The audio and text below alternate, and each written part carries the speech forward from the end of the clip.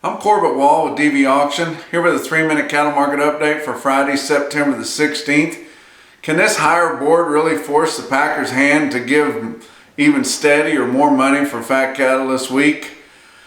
They got their heels dug in pretty hard, and you don't see that very often. Now, you often see the feedlots end up taking less money when the board's down hard, and the Packers blaming that on the board, but you don't hardly ever see feedlots be able to force Packers to give more money just because the board's been higher on totally technical indicators and nothing fundamental. And it's going to be difficult to get them to do that, especially when they got all the cattle that they really need right now, and none of them are really short bought or hungry or not being able to finish the week or get started on next week. So we'll see what happens, and Friday here it's going to be very interesting to see what happens, and I would say it'll go right down to the late wire to find out who blinks first. But you look at your live cattle futures, surprisingly, your October live cattle Wednesday was up $1.12, Thursday up $1.15 to end the day on Thursday at 106.95. Feeder cattle for the October contract, Wednesday was down 42. Thursday back up 157, the end of the day on Thursday at 130.170, and I'll be the first one to say I did not expect this little rally here, but there again, it's not based on anything fundamental. It's totally technical, and a lot of it is just a bunch of these shorts that are getting out, and whenever they get out, of course they got to buy their way out, and then it's pushing up on the market, and your open interest is lower, because there's not as many people with open contracts playing the game because they're getting out of it. But we haven't seen any fat cattle trade to speak of at all this week because your Packers were bound and determined, and it looked just like they were going to be able to pay less money and get this thing backed up more towards a dollar than what it's been for a long time. But we did have one trade, 245 head of real fancy choice and prime cattle in Iowa at 107, which would be higher, but that's not really the market. And a lot of people say, well, how do they know they're going to be choice and prime? You get up into those farmer feeders that have really rolled that feed to those cattle and got a lot of days on them.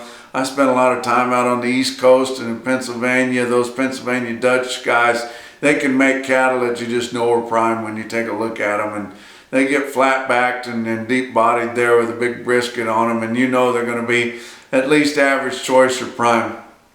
But you look at some of your other indicators, your average weight or actual weight on your steer carcasses for the week ending September the 3rd, which just come out, was up another 2 pounds at 898 pounds. It keeps inching up, even though we think we're real current on these cattle, but it's still a long ways back from the record we set last year at 930 pounds. But your slaughter this week is going to be a little bit disappointing. There's been a few slowdowns in a place or two, and it's running a little bit behind a year ago, and not going to hit 600, doesn't look like, unless they have a huge Saturday kill. But your box beef cutout values are still drifting a little bit lower, especially your selects. Your selects have fallen off a bunch more this week. Choice just moderately lower, but like I say, there's really nothing in there to make you think that Packers should have to give more for fat cattle this week. But hopefully, if the board's strong enough or gives a big enough indicator for these feedlots to get more, there's bound to be a Packer or two out there that needs some cattle to get going on next week or by the middle of next week. So maybe they will be able to get at least steady money or maybe a buck or so more. But you look at your cash feeder cattle. El Reno, Oklahoma on Wednesday had 7,200 head. Feeder steers were called steady to $4 higher, and they needed to pick up some ground because they had 2 straight weeks of big losses. Then we saw our big Monday markets this week just be moderately lower. So they needed to pick up a little bit there, and we've seen some turnaround on the board there. So I guess they had a little bit more room to try to hedge something. But I tell you what, this calf market is sick. Calves there in El Reno, $3 to $5 lower again.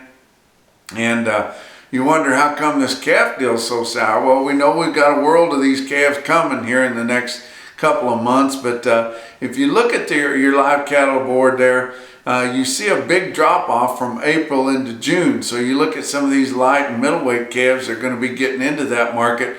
you're going from a 106 April all the way to a June that's down around 99, just over 99 there, and that is a big drop off. So you think a lot of times that these stocker operators don't pay that much attention to that, but they do, and they're pulling back on the reins on what they're willing to give for a calf, even though we're going to have a lot of wheat pasture, winter wheat grazing here in another 45 days or so, because we've had plenty of moisture in the southern plains, and feed is cheap, hay is plentiful, but still the market's just not there down the road for these cattle. You look at your Cattle Market Central feeder cattle auction report out of El Reno, Oklahoma there on Wednesday, and you can see that those feeders are higher, actually fully $2 to $4 higher according to our automated Cattle Market Central report there. And calves are mostly mixed. It's hard to get a really good read on those because they had a lot lighter run the week before because they'd had that Monday Labor Day holiday there. But look at another auction report out of there is Salina, Kansas Farmers and Ranchers Livestock Auction there. And yearling steers there fully $6 to $8 higher. And the yearling feeder heifers are $2 to $3 higher. But that's 3 minutes, and we'll talk to you next week.